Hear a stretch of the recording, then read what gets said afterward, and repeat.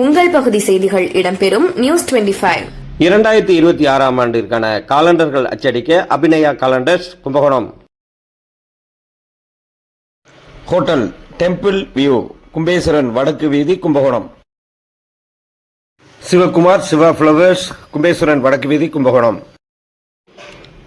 கும்பகோணம் ஆதிகும்பேஸ்வரர் திருக்கோவில் மகா கும்பாபிஷேகம் மற்றும் யாகசாலை பூஜைகளை காண டெம்பிள் சிட்டி நியூஸ் சேனலை பாருங்கள்.